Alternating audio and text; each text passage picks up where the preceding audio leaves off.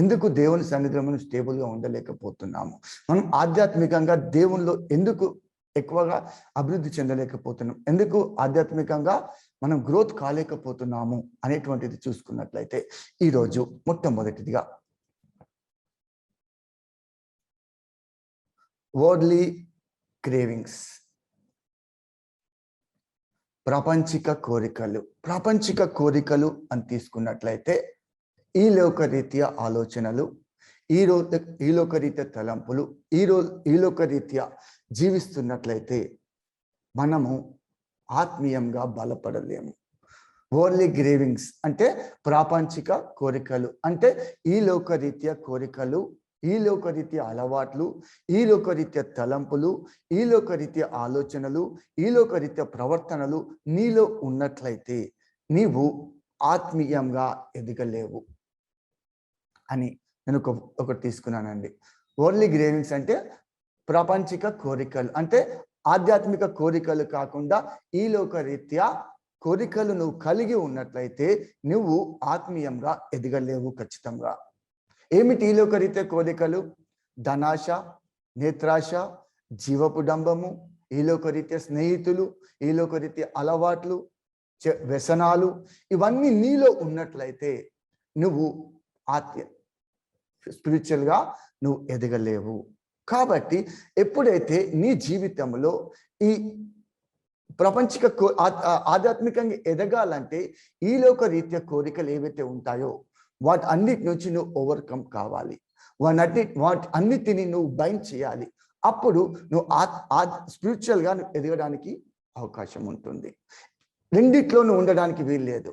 అంటే ఈ లోకరీత్యా ఉండాలి, స్పిరిచువల్గా ఉండాలి అనుకున్నట్లయితే నీవు ఈ లోకరీత్యా అన్నిటినీ కూడా పక్కకు పెట్టాలి. చూద్దాం, వాక్యానుసారంగా చూసుకుందాం. 1 యోహాను 2వ అధ్యాయము 15-17 వచనాలు. విజయ. ఈ లోకమునైనను లోకములో ఉన్న వాటినైనను ప్రేమింపకుడి. ఎవడైనను లోకమును ప్రేమించిన యెడల తండ్రి ప్రేమ వానిలో నుండదు. లోకములో ఉన్నదంతయు అనగా శరీరాశయు, నేత్రాశయు, జీవపు డంబమును తండ్రి వలన పుట్టినవి కావు. అవి లోక సంబంధమైనవే. లోకమును దాని ఆశయు గతించిపోవచ్చున్నవు గాని దేవుని చిత్తమును జరిగించువాడు నిరంతరము నిలుచును. ఎంత మీనింగ్ ఉందో తెలుసా ఇందులో? 1 యోహాను 2వ అధ్యాయం 15-17 వచనాలు తీసుకున్నట్లయితే, ఈ లోకంనైనను లోకంలో ఉన్న వాటినైనను ప్రేమింపకుడి. ఆ విధంగా ప్రేమిస్తున్నట్లయితే అటువంటి వ్యక్తిలో తండ్రి ప్రేమ లేదు. అటువంటి వ్యక్తి స్పిరిచువల్గా ఎదగలేడు. ఈ లోకంలో ఉన్నదంతా ఏంటంట? శరీరాశ, నేత్రాశ, జీవపు డంబములు. ఇవన్నీ కూడా తండ్రి వల్ల పుట్టినవి కావు, ఇవి మీరు క్రియేట్ చేసుకున్నటువంటివి. ఎప్పుడైతే ఈ లోకము దాని లోకరీత్యా నువ్వు జీవిస్తావో అవి ఏదో ఒక టైంలో గతించిపోతవి. కానీ దేవుని చిత్తంను జరిగించు వాడు నిరంతరము నిలుస్తాడు. ఈరోజు దేవుడు చూటిగా మీతో మాట్లాడుతున్నారు. మనము ఈ లోకరీత్యా ఏమి వీక్నెస్గా ఉన్నాయి, ఏ బలహీనతలు ఉన్నాయి, నేత్ర ఆశ ఉందా, ఈ లోకరీత్యా ఆలోచనలు ఉన్నాయా, ఎక్కువగా డబ్బు సంపాదించాలని ఆలోచన కూడా అదొక విగ్రహం. ఓకే, డబ్బు సంపాదించడంలో తప్పు లేదు, కానీ దాన్ని ఎక్కువగా ఫోకస్ చేయడము, ఈ లోకరీత్యా స్నేహితులను ఎక్కువగా ఫోకస్ చేయడము, ఈ లోకరీత్యా అలవాట్లను ఎక్కువగా ఫోకస్ చేసి అప్పుడు నువ్వు ఆత్మీయంగా బలహీన పడిపోతావు. ఆత్మీయంగా బలపడాలంటే నువ్వు చేయవలసిన మొట్టమొదటి పని ఏంటంటే ఈ లోకరీత్యా ప్రతి ఒక్క దానికి సెకండ్ ఇంపార్టెన్స్ ఇయ్యు. ఫస్ట్ ఇంపార్టెంట్ ఏదానికి ఇయ్యు?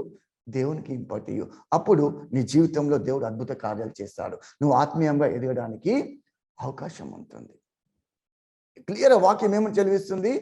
ఈ లోకంనైనను వాటిని ప్రేమించిన వాడు తండ్రి ప్రేమ వారిలో ఉండదంట. మరి తండ్రి ప్రేమ నీకు కావాలి అంటే నువ్వేం చేయాలి? ఈ లోకరీత్యా అన్నిటిని కూడా పక్కకు పెట్టాలి. చాలా మంది ధనవంతులను నేను చూశాను, కోటీశ్వరులను చూశాను, ఎన్నో వందల ప్లాట్ల ఎకరాలు ఉన్నటువంటి వ్యక్తులను చూశాను. వారి జీవితంలో శాంతి లేదు, సమాధానం లేదు, అనారోగ్య పరిస్థితులు. ఎందుకంటే వారు అంతా ఈ లోకరీత్యా ఉన్నారు. నేను ఒక చిన్న ఎగ్జాంపుల్ చెప్పాలా? నేను 3-4 డేస్ బ్యాక్ కామారెడ్డి వెళ్ళాను. కామారెడ్డి వెళ్ళినప్పుడు ఒక ఫ్రెండ్ షాప్కి వెళ్ళాను. అక్కడ 3-4 ఫ్రెండ్స్ ఉండే. మాట్లాడుకుంటా నా వీడియోస్ వాళ్ళు ఎవరు చూసారంట. ఏం నవీన్, నువ్వేమో దయ్యాలతో మాట్లాడుతున్నావు అంటే, ఏమో ఇట్లా ప్రవచనం అంతా ఏందంటే అదంతా ఏంది, ఒకసారి డాక్టర్ చూపెట్టుకుంటా కాదా అన్నారు. నేనన్నా హల్లెలూయా, దేవునికి మహిమ కలుగును గాక అనుకున్నా. ఎందుకంటే వాళ్ళు ఈ లోకరీత్య మనుషులు. ఈ లోకరీత్య మనుషులకు దేవుని కార్యాలు వెరితనంగా ఉంటాయి. నాకు బాధ వేసినా కానీ నేనేం చెప్పినా hallelujah, praise the Lord, God bless you అని చెప్పేసి వచ్చేసిన వాళ్ళ దగ్గరికి వెళ్ళి. ఎందుకంటే వారికి దేవుని యొక్క కార్యాలు తెలియవు. వాళ్ళు ఎప్పుడు కూడా డబ్బు డబ్బు డబ్బు, పైసలు సంపాదించాలి, ప్రాపర్టీ పెంచుకోవాలి, ఇటువంటి ఉన్నటువంటి వ్యక్తులు దేవునిలో ఖచ్చితంగా ఉండలేరు. దేవుని ప్రేమ వారిలో ఉండదు, దేవుని కార్యాలు వారి ద్వారా చేయలేడు అని ఖచ్చితంగా నేను చెప్పగలుగుతాను. ఇంకొకటి చూసుకున్నట్లయితే లూకా సువార్త, నేను బైబిల్ వర్డ్స్ రాసుకొని నేను షార్ట్కట్లో చెప్తాను. లూకా సువార్త 12వ అధ్యాయము 19 నుంచి 21 వచనాలు తీసుకున్నట్లయితే, లూకా సువార్త 12వ అధ్యాయము 19 నుంచి 21 వచనాలు తీసుకున్నట్లయితే, ఒక వెర్రివారైన ధనవంతుని గురించి యేసు ప్రభు చెప్తున్నాడు శిష్యులందరికీ కూడా. ఏమని చెప్తున్నాడు? దేవుని రాజ్యంను మొదట వెతుకుమంటున్నాడు ఇక్కడ దేవుడు. మొదట దేనికి ఇంపార్టెన్స్ ఇవ్వాలి? దేవుని రాజ్యంకు వెతుకుమని. దేవుని రాజ్యం ఎక్కడ ఉంది? పరలోకంకు నువ్వు ఇంపార్టెన్స్ ఇవ్వు. పరలోకం ఏ విధంగా వెళ్ళాలి దానికి నువ్వు ఇంపార్టెన్స్ ఇవ్వు. అంతేకాని ఈ లోకరీత్యా జెలసలు, ప్రాపర్టీస్, డబ్బు, దానికోసం మోసాలు చేయడం, ఇతరులను ఇది చేయడం, అది కాదు. మొదట దేవుని రాజ్యంను వెతుకు. అప్పుడు ఖచ్చితంగా దేవుడు నీకు ఏం రిక్వైర్మెంట్ ఉన్నాయో, ఏం కావాల్సినో తగిన సమయం ముందు, తగిన కాలం ముందు ఖచ్చితంగా దేవునికి అవన్నీ ఇస్తాడు. ఏమి తిందుము, ఏమి తాగుదము, ఏమి ధరిద్దాము అని మనం ఎప్పుడు ఆలోచించకూడదంట. దేవుని వాక్యం చదివిస్తుంది. పిచ్చి కాకిలకు దేవుడు ఇస్తున్నాడా లేదా? మరి అంతకంటే శ్రేష్ఠులం కాదా మనం? వాక్యమే చెప్తుంది. లూకా సువార్త 12వ అధ్యాయం 19 నుంచి 21 వచనాలు తీసుకున్నట్లయితే యేసు ప్రభు ఏమని చెప్తున్నాడు ఇక్కడ? దేవుని రాజ్యంను మొదట వెతుకమంటున్నాడు. ఏమి తిందుము, ఏమి తాగుదాము, ఏమి ధరిస్తాము ఆ విధంగా కాకుండా దేవుని రాజ్యంను మీరు మొదట వెతకండి. అప్పుడు మీకు దేవుడు ప్రతి ఒక్కటి మీకు ఇవ్వడానికి ఇష్టపడతాడు. కాబట్టి నా ప్రియ దేవుని బిడ్డలారా, ఈరోజు ఇంక్లూడింగ్ నన్ను కలుపుకొని మనలో ఎవరికైనా ఈ లోకరీత్య ఆలోచనలు, ఈ లోకరీత్య తలంపులు, ఈ లోకరీత్య సావాసం ఉన్నట్లయితే దానికి ఎక్కువ ఇంపార్టెన్స్ ఇవ్వకుండా దేవునికి ఎక్కువ టైం గడుపుతూ దేవునితో సావాసం చేస్తున్నట్లయితే మీరు ఖచ్చితంగా ఆత్మీయంగా బలపడతారు, ఆత్మీయంగా ఎదగడానికి అవకాశం ఉంటుంది. ఓకే, తర్వాత చూసుకున్నట్లయితే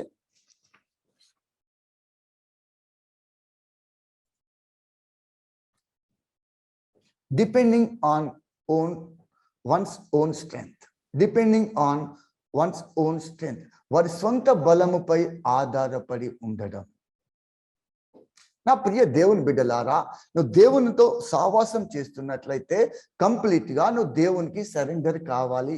నీ సొంత బలము, నీ సొంత శక్తి, నీ సొంత జ్ఞానము, నీ ఎడ్యుకేషనల్ క్వాలిఫికేషన్స్, నీ మేధావితనము, నీ డబ్బు అన్నిటినీ పక్కకు పెట్టాలి.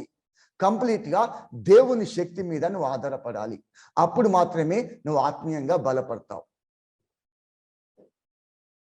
నీకు ఇన్ని డిగ్రీలు ఉన్నాయి, నేను పిహెచ్డి చేసిన, 10 సర్టిఫికేట్స్ ఉన్నాయి, ఎంబీఏ చేసిన, పిహెచ్డి చేసిన, నేను హై పొజిషన్లో ఉన్నా, నేను ఒక సిఇఓగా ఉన్న, కంపెనీలో పెద్ద మేనేజర్ పోస్ట్లో ఉన్నా, అవి దేవుని ముంగట శూన్యం. నేను మంచి బాడీ బిల్డర్, 10 మంది నాకు కొట్టే శక్తి నాకు ఉంది, దేవుని ముంగట శూన్యం.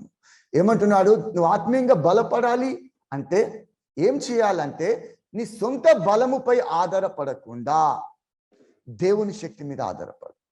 అప్పుడు దేవుని కార్యం చూడగలుగుతావు. దేవుడు నేను ఆత్మీయంగా బలపరుస్తాడు. చూద్దాం. సామెతలు 3వ అధ్యాయము 5 నుంచి 7 వచనాలు. నమ్మిక ఉంచుము, నీ ప్రవర్తన అంతటి అందు ఆయన అధికారమునకు ఒప్పుకొనుము, అప్పుడు ఆయన నీ త్రోవలను సరళం చేయును. నేను జ్ఞానిని గదా అని నీవు అనుకొనవద్దు, యెహోవా యందు కలిగి చెడుతనం విడిచిపెట్టుము. నీ స్వబుద్ధిని ఆధారం చేసుకొనక నీ పూర్ణ హృదయంతో యెహోవా యందు నమ్మిక ఉంచుము. నీ స్వబుద్ధిని అంటే నీ నాలెడ్జ్ని పక్కకు పెట్టు, నీ హోదాని పక్కకు పెట్టు, నీ శక్తిని పక్కకు పెట్టి పూర్ణ హృదయంతో యెహోవా యందు నమ్మిక ఉంచమంటున్నాడు. తర్వాత ఏమంటున్నాడు? నీ ప్రవర్తన అంతటి యందు ఆయన అధికారంను ఒప్పుకో. దేవుడు చెప్పినట్టు నడువు.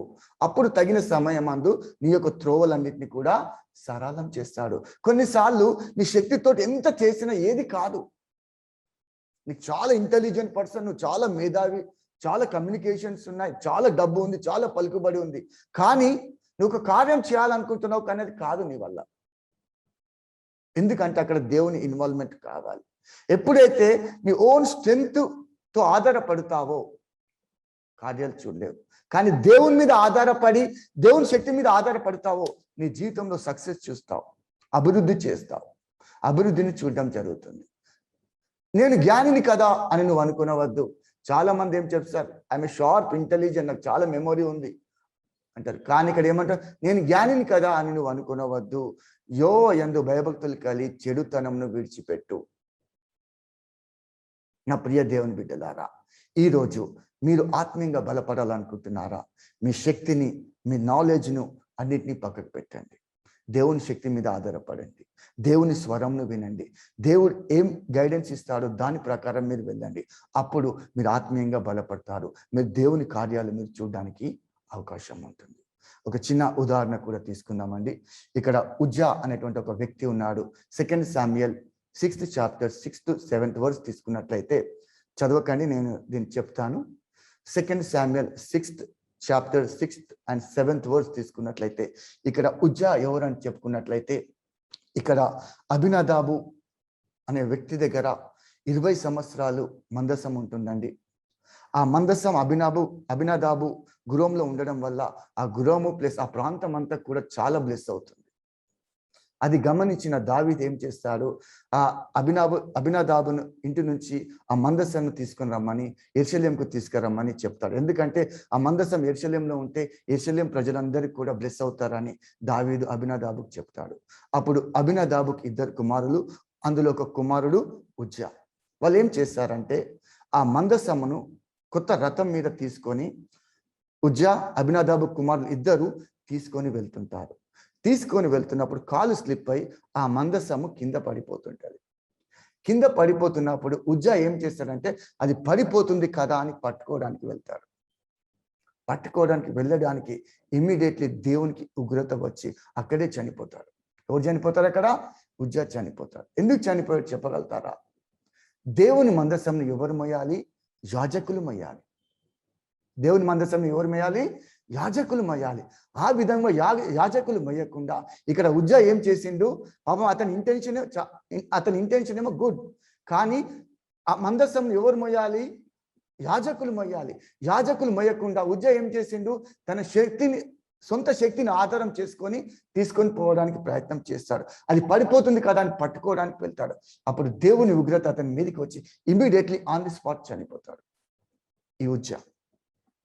ఎందుకంటే ఉజ్జా ఏం చేసిందంటే దేవుని శక్తి మీద ఆధారపడలేదు, దేవుడు చెప్పిన గైడెన్స్ ఫాలో కాలేదు, కానీ అతని సొంత శక్తి మీద ఆధారపడ్డాడు. అప్పుడు దేవుని ఉగ్రత అతని మీదకి వచ్చింది. అప్పుడప్పుడు మన జీవితంలో కూడా ఏం చేస్తాము? దేవుడు ఏదో కమ్యూనికేట్ చేయాలని చూస్తాడు, కానీ దాన్ని పట్టించుకోకుండా ఏం చేస్తాము? మన సొంత శక్తితో మనం ముందుకు వెళ్తాము. ఆ విధంగా మన సొంత శక్తితో మనం ముందుకు వెళ్తున్నట్లయితే ఏదో ఒక అపాయం మనకు రావడానికి అవకాశం ఉంటుంది. కాబట్టి నా ప్రియ దేవుని బిడ్డలారా, మీరు ఆత్మీయంగా ఎదగాలి అనుకున్నట్లయితే మొట్టమొదట నీ శక్తిని పక్కకు పెట్టు, నీ నాలెడ్జ్ని పక్కకు పెట్టు, నీ క్వాలిఫికేషన్స్ని పక్కకు పెట్టు. అన్నిటిని పక్కకు పెట్టి తగ్గింపుతో, హంబుల్నెస్గా, దేవునికి విధేయతగా ఉండు. దేవుడు శక్తి మీద ఆధారపడు. అప్పుడు దేవుని కార్యాలు నీ జీవితంలో చేరడానికి అవకాశం ఉంటుంది. కాబట్టి ఉజ్జాకు జరిగినట్టు మనకు జరగకుండా ఉండాలంటే మన సొంత శక్తి మీద ఆధారపడకుండా దేవుని శక్తి మీద ఆధారపడడం మనం నేర్చుకోవాలని దేవుడు వాక్యం ద్వారా చూటిగా మీతో మాట్లాడుతున్నాడు నా ప్రియ దేవుని బిడ్డలారా. తర్వాత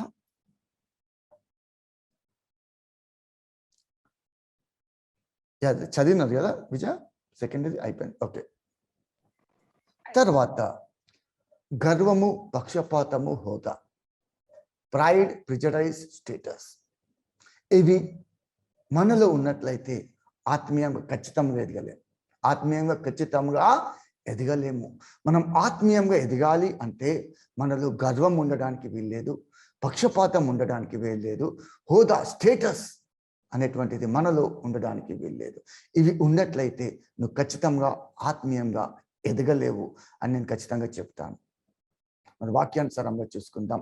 సామెతలు 16వ అధ్యాయము 18వ వచనం. నాశనమునకు ముందు గర్వం నడుచును, పడిపోవుటకు ముందు అహంకారమైన మనసు నడుచును. ఏమంటారు? నాశనంకు ముందు గర్వము నడుచును, పడిపోటకు ముందు అహంకారము అయిన మనస్సు నడుచును. మరి దేవునిలో నువ్వు ఆధ్యాత్మికంగా ఎదగాలి అనుకున్నట్లయితే, స్పిరిచువల్ గ్రోత్ కావాలనుకున్నట్లయితే, నీలో స్పిరిచువల్ గిఫ్ట్స్ ఆపరేట్ కావాలనుకున్నట్లయితే, దయచేసి మ్యూట్లో పెట్టండి. నీలో గర్వం అనేటువంటిది ఉండకూడదు. నీలో గర్వం ఉన్నట్లయితే ఏమైపోతుంది? ఖచ్చితంగా నాశనంకే నాంది, అది పడిపోవడంకే నాంది. కాబట్టి దేవుని, నా ప్రియ బిడ్డలారా, మీలో ఈరోజు ఎవరు? గ్రేస్, లూసీ అక్క కొంచెం మ్యూట్లో పెడతారా అక్క? యా, నా ప్రియ దేవుని బిడ్డలారా, మనలో ఇంక్లూడింగ్ నన్ను కూడా, మనలో ఏదైనా గర్వం ఉందా? ఆ గర్వం ఈరోజు తీసివేసుకుందాం. ఆ గర్వంను తీసుకుంటే నువ్వు ఆధ్యాత్మికంగా ఇంకా స్పిరిచువల్ గా ఎదగడానికి అవకాశం ఉంటుంది. నీలో గర్వం ఉంది అంటే దానికి ఏందన్నట్టు? నాశనంకు నాంది. ఓకేనా? తర్వాత James 2nd chapter 9th verse, యాకోబు 2వ అధ్యాయం 9వ వచనం. మీరు పక్షపాతం గలవారైతే ధర్మశాస్త్రం వలన అపరాధులను తీర్చబడి పాపం చేయువారగుదురు. యా, ఫేవరిజం, పక్షపాతం నీలో ఉన్నట్లయితే, అంటే ఒకరు తక్కువ చేయడం, ఒకరిని ఎక్కువగా చేయడం, పార్షాలిటీ నువ్వు మెయింటైన్ చేస్తున్నట్లయితే నీ జీవితంలో, అంటే ఆఫీస్లో కానీ, నీ స్నేహితుల దగ్గర కానీ, నీ చర్చిలో కానీ, నీ సంఘంలో కానీ, ఎక్కడైనా నీలో పక్షపాతం ఉన్నట్లయితే నువ్వు ఖచ్చితంగా ధర్మశాస్త్రం ప్రకారము పాపం చేసినట్లే లెక్క. అంటే నువ్వు ఆధ్యాత్మికంగా ఎదగలేవు. నా ప్రియ దేవుని బిడ్డలారా, పక్షపాతం అనేటువంటిది మనకు ఉండడానికి వీలు లేదు. దేవుని బిడ్డలు అంటే ఏ విధంగా ఉండాలి? తగ్గింపుతో ఉండాలి. గర్వం మనలో ఉండడానికి వీలు లేదు. పక్షపాతం మనము చూపెట్టడానికి వీలు లేదు. దేవుడు ఎవరి మీద పక్షపాతం చూపెట్టలేడు. దేవుడు అందరినీ ప్రేమించిండు. మరి మనం ఎంత? మనం కూడా అందరినీ ప్రేమించాలి. ఒకరికి ఒక రోలు, ఒకరికి ఒక రోలు. ఆ విధంగా ఉన్నట్లయితే ఖచ్చితంగా వాళ్ళు ఈరోజు ఏదో స్టేటస్ ఎంజాయ్ చేస్తుండొచ్చు, కానీ తగిన సమయం అందు ఖచ్చితంగా వాళ్ళు పడిపోతారు. పక్షపాతం నువ్వు చూపిస్తున్నావు, నీ ప్రొఫెషన్లో కానీ, నీ సంఘంలో కానీ, నీ చర్చిలో కానీ నువ్వు పక్షపాతం చూపిస్తున్నట్లయితే ఏందంట? అకార్డింగ్ టు ది లా నువ్వు పాపం చేసినట్టే లెక్క. నువ్వు పాపం చేసినావు కాబట్టి ఆత్మీయంగా నువ్వు ఎదగలేవు. ఆత్మీయ వరాలు నీలో ఆపరేట్ కావు. కాబట్టి నువ్వు పక్షపాతం అనేటువంటిది చూపెట్టకూడదు. Okay, 1 Peter 2nd chapter 2nd and 3rd verse తీసుకున్నట్లయితే, సమస్తమైన దుష్టత్వమును, సమస్తమైన కపటమును, వేషధారణను, అసూయను, సమస్త దూషణ మాటలను మాని కొత్తగా జన్మించిన శిశువులను పోలిన వారై నిర్మలమైన వాక్యమును పాల వలన రక్షణ విషయంలో ఎదుగుదము. ఆ పాలను ఆపేక్షించుడి. ఇక్కడ దేవుడు వాక్యం ద్వారా ఏమని క్లియర్ మాట్లాడుతున్నాడు? ఫస్ట్, సమస్తమైన దుష్టత్వమును, కపటమును, వేషధారణను, జలస్ అసూయను, దూషణను అన్నిటిని పక్కకు పెట్టి దేవుని దగ్గరికి రమ్మంటున్నాడు. అప్పుడు దేవుడు క్షమిస్తాడంట. చిన్న బాబు ఏం చేస్తాడు? చిన్న బాబుకి లోకంలో ఏమైనా తెలుసా? పాపం అంటే తెలుసా? దూషణ అంటే తెలుసా? ఏమి తెలియదు. అతనికి ఏం తెలుసు? తల్లి పాలు తాగడం ఒకటే తెలుసు. మరి దేవుడు ఏం చెప్తున్నాడంటే వాక్యంలో మనకు, నీ దుష్టత్వమును పక్కకు పెట్టు, కపటమును పక్కకు పెట్టు, వేషధరణ, అసూయ సమస్తమును పక్కకు పెట్టి నా దగ్గరికి రా, నేను నిన్ను క్షమిస్తాను. క్షమిసి ఏమని చెప్తున్నాడు ఇక్కడ? నిర్మలమైన వాక్యమును పాల వలన రక్షణ విషయంలో ఎదుగు నిమిత్తము ఆపేక్షించమంటున్నాడు. చిన్న పిల్లవాడు ఏ విధంగా పాలు తాగుతాడో ఆ విధంగా మీరు వాక్యంను చదువుమని వాక్యం దేవుడు సెలవిస్తున్నాడు. దేవునిలో నువ్వు ఎదగాలి అంటే ఆధ్యాత్మిక జీవితంలోని గ్రోత్ ఎందుకు రావడం లేదు అని చెప్పుకున్నట్లయితే, నీలో దుష్టత్వం ఉండొచ్చు, కపటం ఉండవచ్చు, వేషాధరణ ఉండవచ్చు, అసూయ ఉండవచ్చు, లేదా ఇతరులను దూషించే అలవాటు నీకు ఉండవచ్చు. ఇటువంటివి నీలో ఉన్నట్లయితే నువ్వు ఖచ్చితంగా ఆత్మీయంగా ఎదగలేవు నా ప్రియ దేవుని బిడ్డల. ఇది అందరికీ వర్తిస్తుంది, ఇంక్లూడింగ్ నాకు కూడా. యాజ్ ఎ హ్యూమన్ బీయింగ్ మనం 24 hours కొందరిని తిట్టడము, కొందరిని దూషించడము, వేషాధరణ కలిగి ఉండడము, ఇటువంటివి దేవుని బిడ్డలలో ఉండడానికి వీలు లేదు. ఏమంటున్నాడు ఇక్కడ? సమస్తనే దుష్టత్వంను వీడమంటున్నాడు. కపటము, వేషాధారణ, జలస్, దూషణ, ఇవన్నీ పక్కకు పెట్టి నా దగ్గరికి రా నా బిడ్డ, నేను నిన్ను క్షమిస్తాను అంటున్నాడు. కాబట్టి నువ్వు ఆత్మీయంగా ఎదగాలంటే ఇవన్నిటిని కూడా పక్కకు పెట్టాలి నా ప్రియ దేవుని బిడ్డలారా. తర్వాత గెలషియన్స్ 3rd chapter 28th verse. ఇందులో యూదుడని గ్రీసు దేశస్థుడని లేదు, దాసుడని స్వతంత్రుడని లేదు, పురుషుడని స్త్రీ అని లేదు, యేసుక్రీస్తునందు మీరందరూ ఏకముగా ఉన్నారు. స్టేటస్, హోదా. చాలా మంది ఏం చేస్తారు? హోదా, స్టేటస్ ని చూసి మాట్లాడతారు కొంతమంది. చాలా మంది స్టేటస్ నీ నుంచి వచ్చేది కాదు, దేవుడి నుంచి రావాలి స్టేటస్.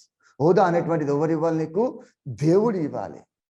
కొంతమంది వ్యక్తులు ఉంటారు, ఏ విధంగా ఉంటారంటే హై లెవెల్ రేంజ్ పర్సన్స్ తోటే మాట్లాడతారు, హై లెవెల్ చర్చెస్కే వెళ్తారు. లో లెవెల్ వెళ్తుంటే వాళ్ళకి నామిషి ఉంటుంది. నీలో ఆ విధంగా హోదా, స్టేటస్ తో నువ్వు నడుస్తున్నట్లయితే నువ్వు ఆత్మీయంగా ఎదగలేవు. దేవుడు చిన్న గుడిసెలో పాస్టర్తో దేవుడు మాట్లాడతాడు, 10,000 లక్ష పెద్ద సంఘంలో కూడా దేవుడు మాట్లాడతాడు. ఇక్కడ ఏమంటున్నారు చూడండి, ఇందులో యూదుడని గ్రీసు దేశస్థుడని లేడు, దాసుడని స్వతంత్రుడని లేడు, పురుషుడని స్త్రీ అని లేదు, యేసుక్రీస్తునందు మీరందరూ ఏకంగా ఉన్నారు. అందరు దేవుని దృష్టిలో అందరు కూడా సమానమే. మీరు క్రియేట్ చేసుకుంటున్నారు, మీ స్టేటస్ ఎవరు క్రియేట్ చేసుకుంటున్నారు? మీరు క్రియేట్ ఆ సంఘం గొప్ప, ఈ సంఘం గొప్ప, ఈ సంఘంలో 1,000 మంది వస్తారు, ఈ సంఘంలో ఎంత గొప్పగా అవి మీరు క్రియేట్ చేసుకుంటున్నటువంటివి. కానీ దేవుడు ఏం చెప్తున్నాడు? అందరూ కూడా నా దృష్టిలో సమానం అని చెప్తున్నాడు. నా ప్రియ దేవుని బిడ్డలారా, ఈరోజు మీలో స్టేటస్ చూస్తున్నారా? స్టేటస్ పనికి రాదండి. నేను ఆత్మీయంగా బలపడ్డాది ఎక్కడో తెలుసా మీకు? ఒక చిన్న గుడిసె, అందులో 6 members వస్తారు. తిరుమలగిరిలో ఒక చిన్న గుడిసె, ఒక లేడీ ఉంటుంది, 6 members వస్తారు. ఆ గుడిసెలోకి వెళ్ళాను నేను. అక్కడికి నేను ప్రియ ఇద్దరం వెళ్ళి ఆమె ప్రార్థన చేస్తే కూర్చునే వాళ్ళం. కింద చినిగిపోయిన చాప ఉంటుండే, అక్కడ కూర్చొని మేము వాక్యం వినేవాళ్ళం. ఆమె మాకు ప్రవచనాలు చెప్పింది, ప్రార్థన చేసింది మాకు. ఆమె వాక్యం ద్వారా మేము ఎంతో ఆదరణ పడ్డాం. అయ్యో నేను కింద కూర్చున్నా, చాపలో కూర్చున్నా, నేను ఒక లెక్చరర్ని కదా, నాకు ఇంత ప్రాపర్టీస్ ఉన్నాయి కానీ నేను ఫీల్ కాలేదు. స్టేటస్ అనేటువంటిది పనికిరాదు నా ప్రియ దేవుని బిడ్డలారా. స్టేటస్ అది మీరు క్రియేట్ చేసుకుంటుంది. కొంతమంది ఏ విధంగా ఉంటారంటే, ఒక మంచి కారు ఉన్నటువంటి వ్యక్తులు, బిల్డింగ్స్ ఉన్నటువంటి వ్యక్తులతోటే ఫ్రెండ్షిప్ చేస్తారు. అదే కొంచెము తక్కువ డబ్బు ఉన్నటువంటి వ్యక్తులు ఎవరైనా ఉన్నట్లయితే వారితో మాట్లాడడానికి నామూషి ఉంటారు. సూట్ ఉన్నటువంటి వ్యక్తులు వారితోటే మాట్లాడతారు, వేరేతో మాట్లాడడానికి ఇష్టపడరు. అటువంటివి అది మనం క్రియేట్ చేసుకుంది కానీ దేవుడు క్రియేట్ చేసినవి కావు. కాబట్టి నా ప్రియ దేవుని బిడ్డలారా, నీవు ఆత్మీయంగా ఎదగాలి అనుకున్నట్లయితే నీలో గర్వం అనేటువంటిది ఉండడానికి వీల్లేదు, పక్షపాతం అనేటువంటిది నువ్వు నీ జీవితంలో చూపెట్టడానికి వీల్లేదు. స్టేటస్ మెయింటైన్ చేయకు. స్టేటస్ దేవుడిచ్చిన స్టేటస్ను నువ్వు తీసుకో, అంతేకాని నువ్వే స్టేటస్ క్రియేట్ చేసుకున్నట్లయితే ఒక దినం ఖచ్చితంగా పడిపోతావు. Thank you Jesus, thank you wonderful God, thank you. ఈ లైన్ ఎవరికి ఇస్తారు? ఇది రెడ్ లైన్. ఓకే, నేను తర్వాత 4th one, unbelief, doubt, negative thoughts. ఈ 3 కూడా చాలా డేంజరస్ అండి. మనం ఆత్మీయంగా ఎదగకుండా చేసేటువంటి ఏవి? Unbelief, doubt, okay, unbelief, doubt, negative thoughts. ఇవి నీలో ఉన్నట్లయితే నువ్వు ఆత్మీయంగా ఎదగలేవు. చాలా మంది క్రిస్టియన్స్ ఉన్నారు, చర్చికి వెళుతారు, వాక్యం వింటారు, కానీ ఏముంటుందండి వారిలో? అవిశ్వాసం, డౌట్, నెగిటివ్ థాట్స్ ఉంటాయి. అరే మరి బైబుల్ పట్టుకొని వైట్ డ్రెస్ వేసుకొని చర్చికి పోతాడు, వెరీ గుడ్, కానీ అతని లోపల ఏముంది? అవిశ్వాసం ఉంది, డౌట్ ఉంది, నెగిటివ్ థాట్స్ ఉన్నాయి. అటువంటి వ్యక్తి ఆత్మీయంగా బలపడలేడు. చూద్దాం, వాక్యానుసారంగా చూసుకుందాం. అవిశ్వాసం మొదట చూసుకుందాం. అవిశ్వాసం Romans 4th chapter 20 and 21 verse. అవిశ్వాసం వలన దేవుని వాగ్దానం గూర్చి సందేహింపక దేవుని మహిమపరిచి ఆయన వాగ్దానము చేసిన దాన్ని నెరవేర్చుటకు సమర్థుడని రూఢిగా విశ్వసించి విశ్వాసం వల్ల బలము నొందెను. బలం ఎవరిది? అబ్రహాం. ఓకే, ఇక్కడ ఏమైంది? అబ్రహాంకు దేవుడు ఏం చేసిండు? వాగ్దానం చేసిండు, నీ భార్య గర్భం తెరవబడుతుంది, ఇస్కరేణుల వంటి సంతానం పెరుగుతుందని చెప్పిండు. మరి అబ్రహాం సందేహపడ్డాడా? ఆ ఏజ్లో వారికి పిల్లలయ్యే అవకాశమే లేదు. కానీ ఏం చేసిండు? విశ్వాసంతో ఉన్నాడు. వాగ్దానం చేసిన దేవుడు నమ్మదగిన దేవుడు అని విశ్వాసంతో అతడు ఉన్నాడు. దేవుని కార్యం అతడు చూశాడు. మరి మనము కూడా మన జీవితంలో ఏం చేస్తాం? 31st రోజు రాగానే ప్రామిస్ కార్డ్ వస్తుంది, ఓకే, వాగ్దానం వస్తుంది. వాగ్దానం రాగానే ఏం చేస్తాం? ఇది నెరవేరుతుందా లేదా? అవిశ్వాసం. అవిశ్వాసం నీలో ఉంటే దేవుని కార్యాలు చూడలేవు. దేవుని కార్యాలు నీ ద్వారా జరిగించాలంటే, నువ్వు కళ్ళారా దేవుని కార్యాలు చూడాలంటే అవిశ్వాసం నువ్వు పక్కకు పెట్టు. Unbelief is very dangerous. నువ్వు ఆత్మీయంగా ఎదగకుండా చేస్తుందండి. అంతేకాకుండా చాలా మంది, నేను ప్రవచనం చెప్తాను, చెప్పినప్పుడు కొంతమంది చాలా మంది రిసీవ్ చేసుకుంటారు. రిసీవ్ చేసుకున్నట్టు విశ్వాసంతో వాళ్ళు రిసీవ్ చేసుకుంటే వారి జీవితంలో అది మేనిఫెస్టేషన్ అవుతుంది. నాకు చాలా ఒక నచ్చింది. సునీత సిస్టర్ అని ఒక అడ్వకేట్ సిస్టర్ ఉండే. నేను 2 weeks బ్యాక్ ఎప్పుడు ప్రాఫెసీ చెప్తున్నప్పుడు ఆ sister, I receive in the name of Jesus, I receive in the name of Jesus అని ఆ బిడ్డ విశ్వాసంతో తీసుకున్నప్పుడు దేవుడు ఆ బిడ్డకి ఇంకా చూపెట్టిండు. అంటే ఆమె విశ్వాసం గొప్పది.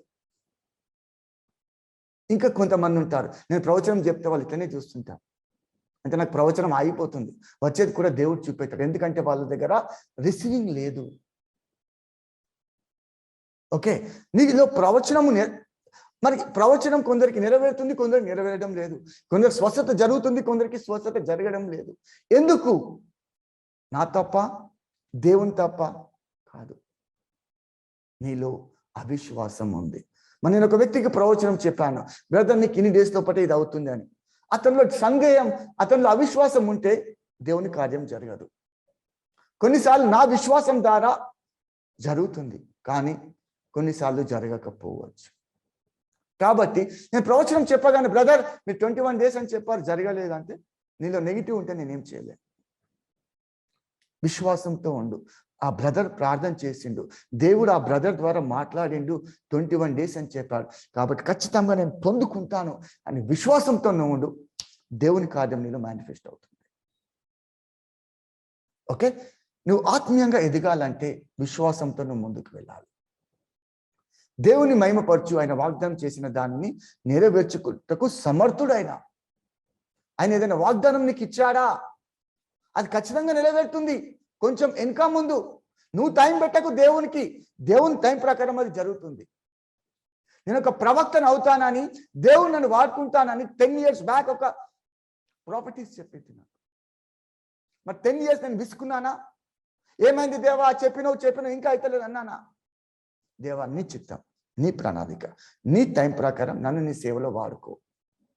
బట్ ఆఫ్టర్ 10 years దేవుని స్వరం నేను వినగలుగుతున్నాను, దేవుని దర్శనాలు నేను చూడగలుగుతున్నాను. విశ్వాసంను పోగొట్టుకోండి. మీ జీవితంలో ఈరోజు కార్యాలు జరగడం లేదా, ఏది చేసినా జరగడం లేదా, విశ్వాసం కోల్పోకండి నా ప్రియ దేవుని బిడ్డలారా. మన దేవుడు గొప్ప దేవుడు, అద్భుతాలు చేసే దేవుడు.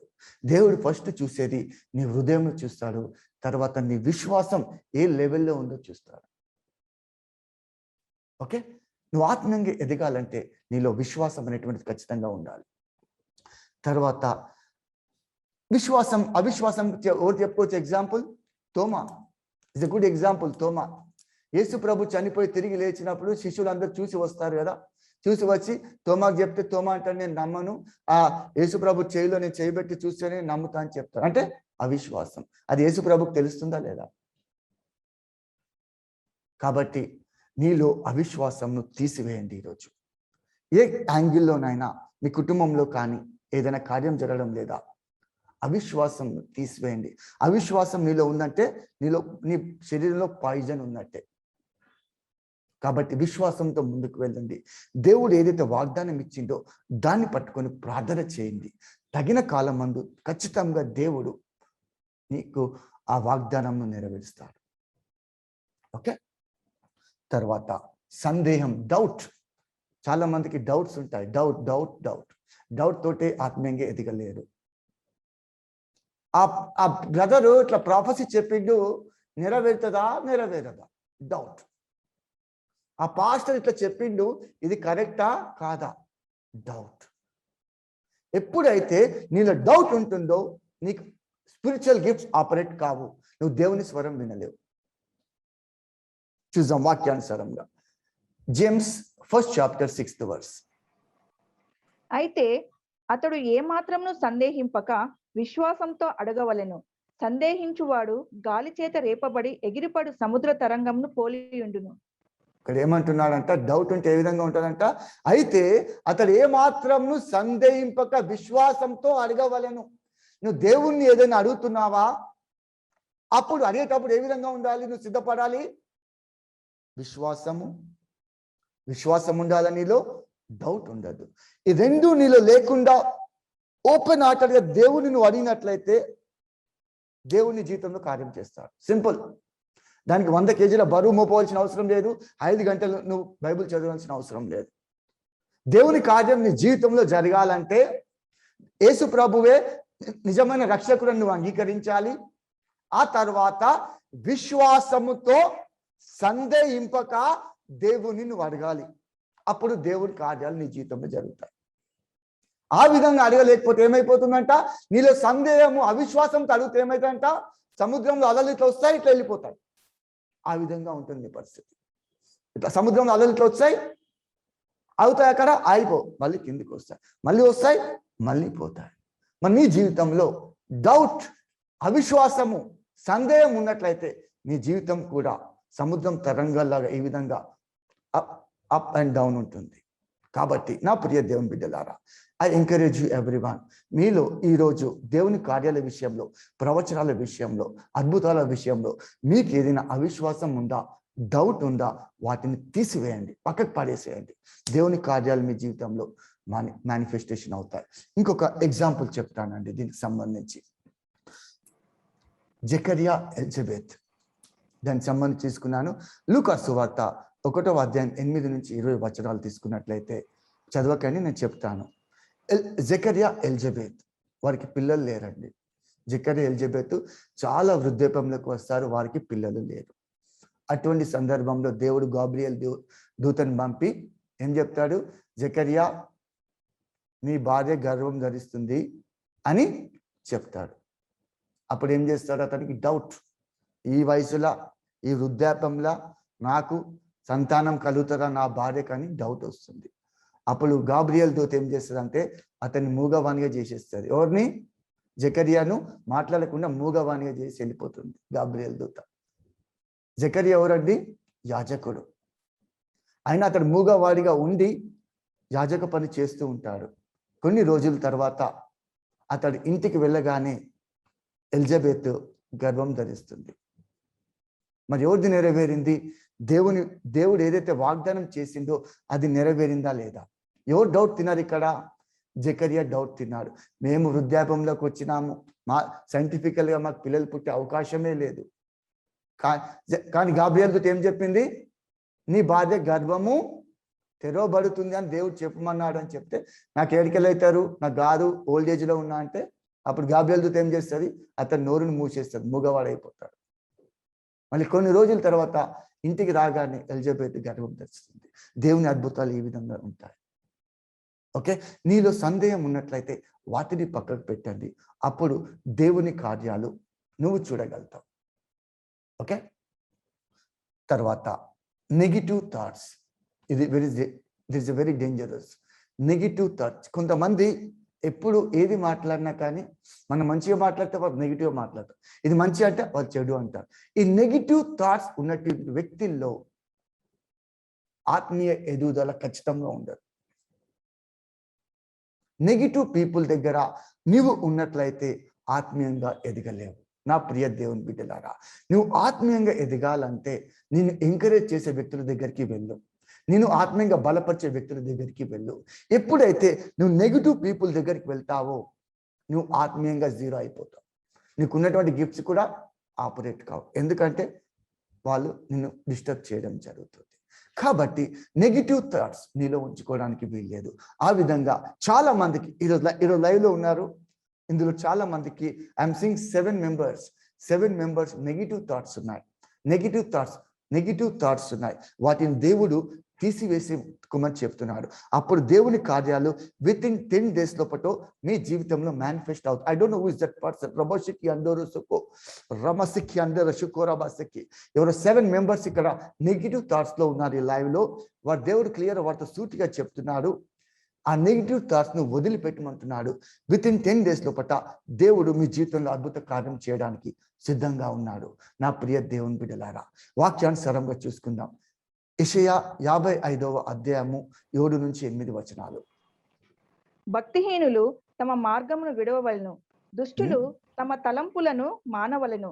వారు యెహోవా వైపు తిరిగిన ఎడల ఆయన వారి యందు జాలిపడును. వారు మన దేవుని వైపు తిరిగిన ఎడల ఆయన బహుగా క్షమించును. నా తలంపులు మీ తలంపుల వంటివి కావు, మీ త్రోవలు నా త్రోవల వంటివి కావు. ఇదే యెహోవా వాక్కు. ఎంత క్లియర్ చెప్తా. భక్తిహీనులు తమ మార్గములను విడవవలెను, తర్వాత తమ తలంపులను, దుష్టుల తలంపులు ఏవైతే ఉంటాయో అవన్నింటినీ కూడా పక్కకు పెట్టి నా దగ్గరికి రమ్మంటున్నారు. దేవుని దగ్గరికి రమ్మంటున్నారు. అప్పుడు దేవుడు వారిని క్షమిస్తాడంట. నా త్రోవలు మీ త్రోవల వంటివి కావు అని చెప్తున్నాడు. మన ఆలోచనలు కంటే దేవుని ఆలోచనలు ఎంతో గొప్పవి, ఎంతో శ్రేష్టకరమైనటువంటివి. మనం అనుకుంటాం, అయ్యో ఇంకా ఏం కాలే, ఇంకా అయితలేదు, ఇంకా ఏం కావడం లేదంటే delay is some god's plan. దేవుడు నీ ద్వారా మహిమపరచుకోవడానికి, ఒక కార్యం చేయడానికి సిద్ధంగా ఉన్నాడు. కానీ నెగిటివ్గా ఉండకండి. నా ప్రియ దేవుని బిడ్డలారా, అవిశ్వాసము, సందేహము, నెగిటివ్ థాట్స్ మీలో ఉన్నట్లయితే ఖచ్చితంగా మీరు ఆత్మీయంగా ఎదగలేరు.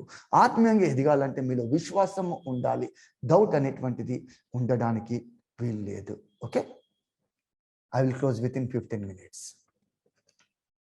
Next, lack of unity and love. ఐక్యత లేకపోవడం, ప్రేమ లేకపోవడం, ఇది కూడా ఒక ఆత్మీయంగా నువ్వు ఎదగలేకపోతున్నావు. ఎందుకు అంటే నీలో ఐక్యత లేదు, ప్రేమ లేదు.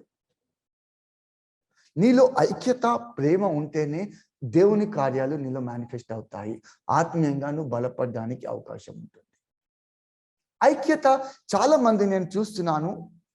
నాకు ప్రేయర్లో కానీ పర్సనల్గా కానీ చెప్పేది ఏంటంటే, బ్రదర్ నేను ప్రేయర్ చేసుకోవాలనుకుంటున్నాను కానీ మా హస్బెండ్ ప్రేయర్కు రావడం లేదు, నా హస్బెండ్ ఎక్కువ టైం ప్రేయర్కి ఇస్తున్నామని నాతో కొట్లాడుతున్నారు. ఆ విధంగా మరి వాళ్ళ హస్బెండ్ ఆ విధంగా ఫైట్ చేయడం వల్ల వైఫ్ ఆత్మీయంగా ఎదగలేకపోతుంది. అర్థమవుతుందా?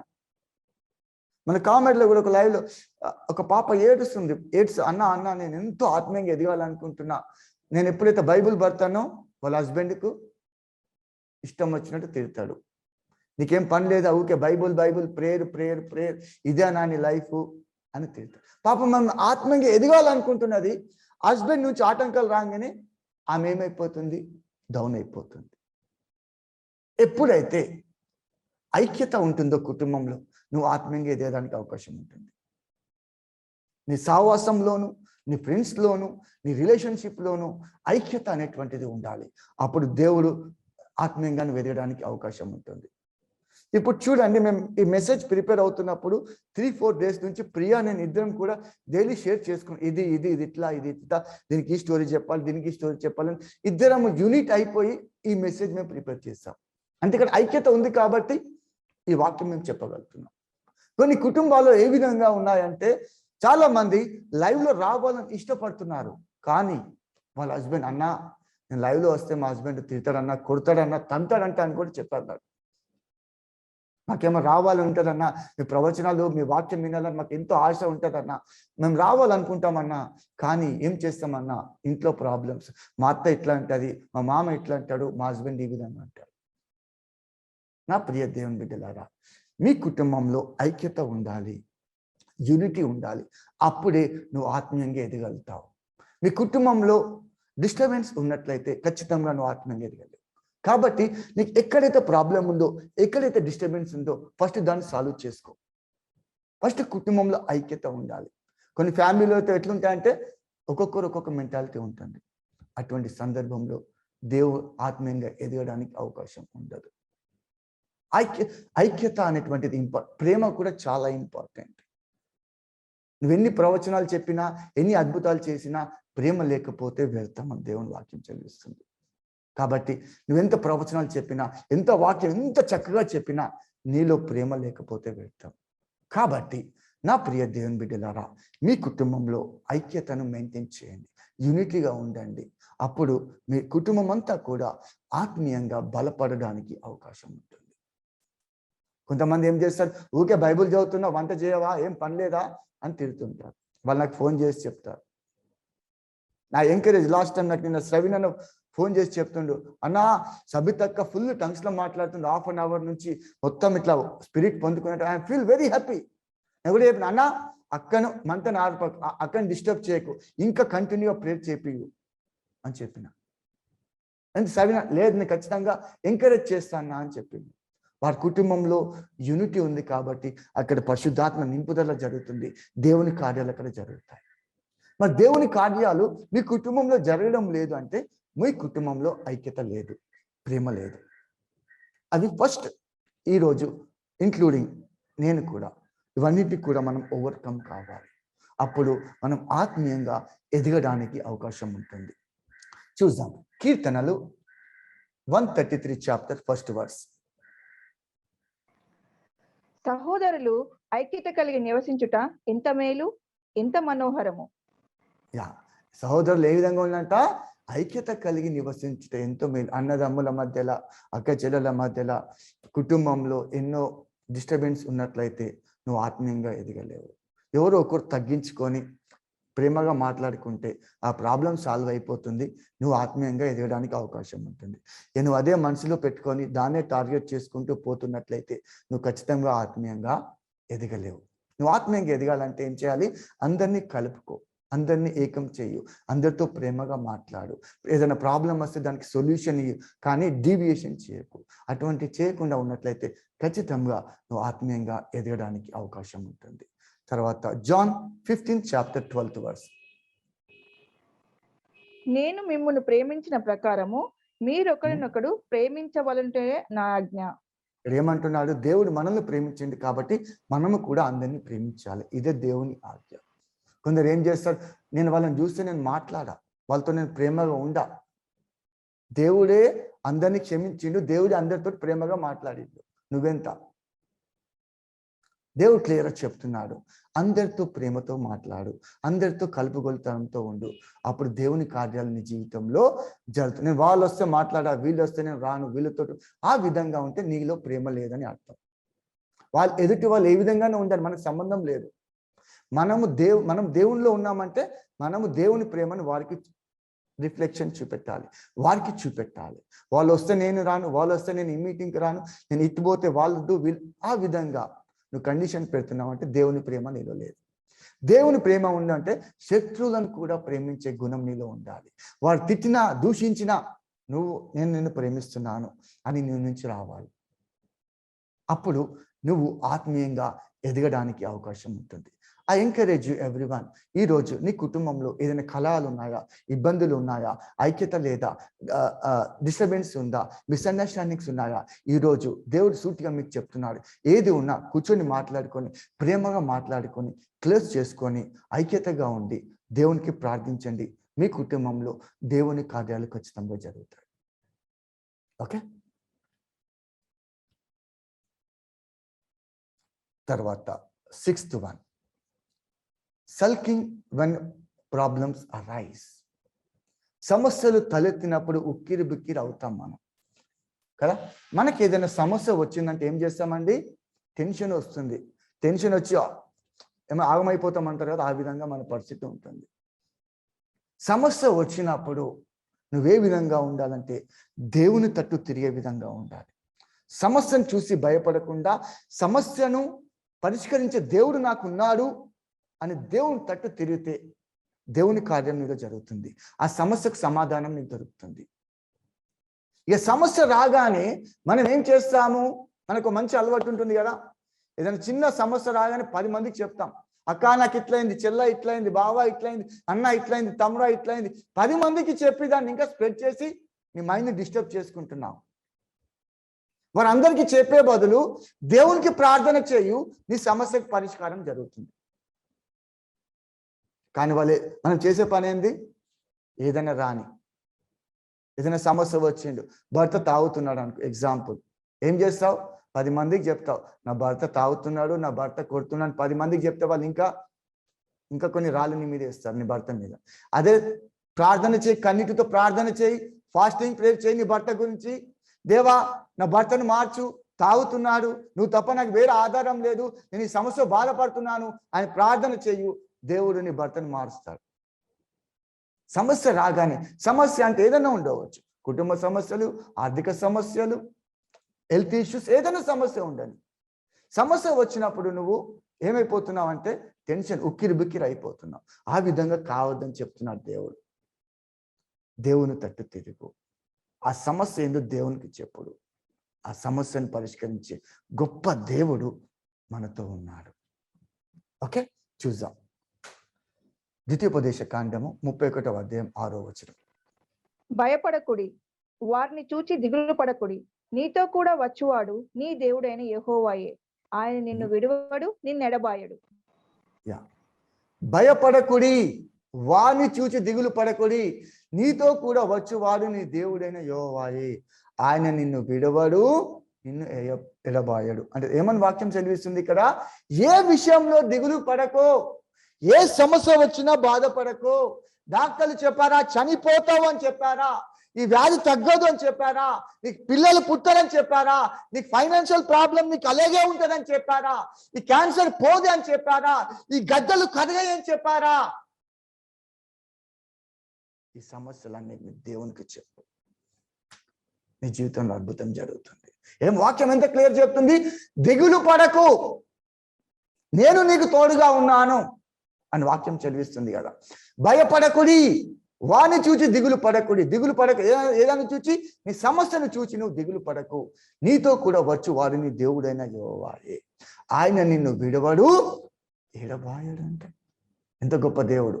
నీ కన్న తల్లిదండ్రులు ఈరోజు ఉంటారు, రేపు పొద్దున పోతారు. నీ అన్న, నీ తమ్ముడు, నీ అక్క, నీ బావ, నీ చెల్లెలు, నిన్నో స్నేహితులందరూ ఒక దినం వదిలిపోతారు. కానీ నిరంతరం నీతోటి ఉండే వ్యక్తి దేవుడు ఒక్కడే. కాబట్టి ఐ ఎంకరేజ్ యు ఎవ్రీవన్, ఏదైనా సమస్య వచ్చిందా దాన్ని 10 మందికి చెప్పకండి.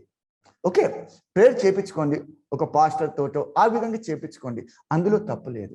కానీ మీ రిలేటివ్స్లో ఆ అక్క, ఈ చెల్లె, ఈ అక్క, ఈ మర్దలు, వాళ్ళకి వీళ్ళకి చెప్పి దాన్ని రచ్చ చేసి మీ మైండ్ డిస్టర్బ్ తప్ప దాంతో ఏమీ రాదు. ఒక పాస్టర్కి ఎగ్జాంపుల్, మనం ఒకటి ఫోన్ చేసి, పేరొద్దు కానీ మనం ఫోన్ చేస్తారు, అన్న నాకు ఇట్లా టెన్షన్, జాబ్ విషయం ఇట్లుందంటే ప్రార్థన చేస్తాను, కొన్ని వాక్యం ద్వారా ధైర్యం చెప్పాను, అప్పుడు వాళ్ళకి కంఫర్ట్ వచ్చింది.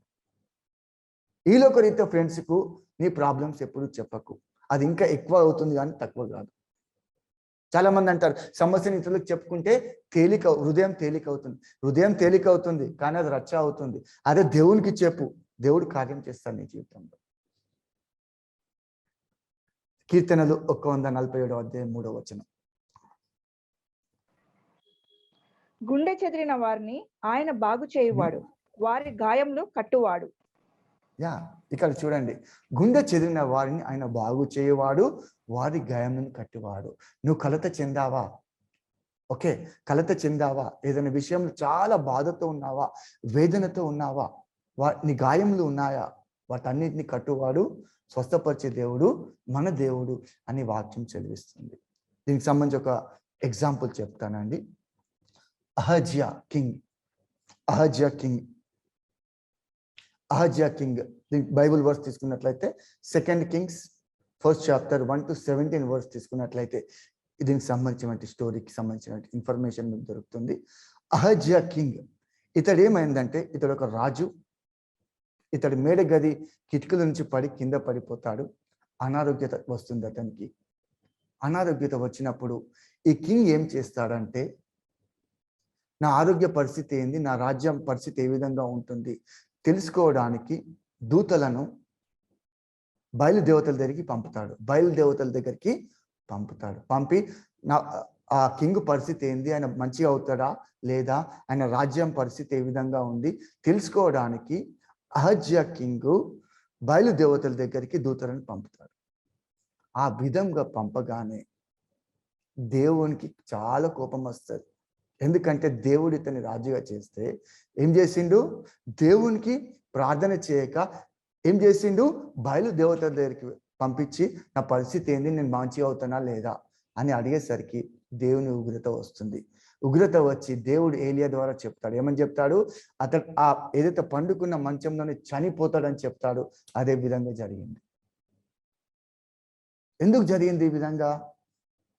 సమస్య వచ్చినప్పుడు ఏం చేసిండు ఈ కింగ్, అహజ్యా కింగ్ ఏం చేసిండు, బయలుదేవతల దగ్గరికి వెళ్ళి నా ఆరోగ్యం మంచిగా అవుతుందా లేదా, నా రాజ్యం పరిస్థితి ఏమిటో తెలుసుకోవడానికి వెళ్ళిండు. నేను రాజుగా చేసిన దేవుణ్ణి మర్చిపోయి బయలుదేవతల దగ్గరికి వెళ్తే దేవునికి కోపం వస్తుందా రాదా? ఖచ్చితంగా కోపం వస్తుంది. ఆ కోపం వచ్చి ఏలియా ద్వారా చెప్పిస్తాడు. ఆ పండుకున్న మంచంలోనే నువ్వు చనిపోతావని చెప్తాడు. అదే విధంగా చనిపోవడం జరుగుతుంది. కాబట్టి నా ప్రియ దేవుని బిడ్డలారా, ఈరోజు మీకు ఏదైనా సమస్య వచ్చిందా, దాన్ని 10 మందికి చెప్పి రచ్చ చేయకండి. ఆ సమస్యను దేవునికి చెప్పండి. దేవుడు ఖచ్చితంగా దానికి సొల్యూషన్ అటువంటిది ఇస్తాడు. ఆ సమస్యలు మీరు కృంగిపోకండి.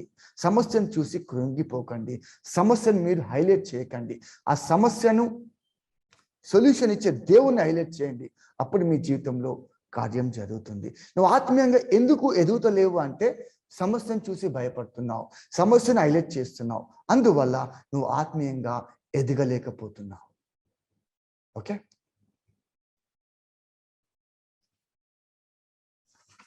తర్వాత బ్యాక్ బైటింగ్, వెన్నుపోటు చాలా మంది ఒక అలవాటు ఉంది కదా. యాజ్ అ హ్యూమన్ బీయింగ్ వెన్నుపోటు, బ్యాక్ బైటింగ్. వెన్నుపోటు అంటే ఏమిటి?